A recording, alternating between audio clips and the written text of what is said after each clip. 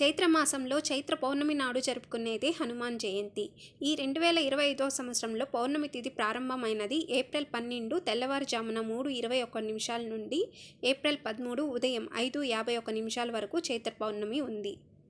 ఈ చైత్ర పౌర్ణమి నాడు శ్రీరామచంద్రుని పూజ చేసుకున్న తర్వాతే హనుమంతుల వారి పూజ చేసుకోవాలి. పూజ చేయలేని వాళ్ళు కనీసం శ్రీరామనామస్మరణ ద్వారా అయినా లబ్ధి పొందుతారు.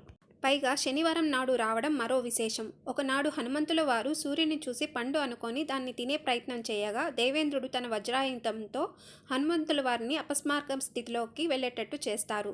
అప్పుడు బ్రహ్మాది దేవతలు వారి శక్తిని ధారపోసి హనుమంతుల వారిని మరలా మామూలు స్థితికి తీసుకొని వస్తారు. ఇదంతా జరిగింది చైత్ర పౌర్ణమి నాడు కనుక ఈ రోజు హనుమంతు జయంతి అంటే చిన్న హనుమంతు జయంతిగా జరుపుకుంటాం. ఆ హనుమంతుల వారి దయ వల్ల రోగాలు, దుష్ట శక్తులు, జీవితంలో అన్ని రకాల కష్టాలు తొలగిపోవాలని కోరుకుంటూ సబ్స్క్రైబ్ చేయండి. నమస్కారం.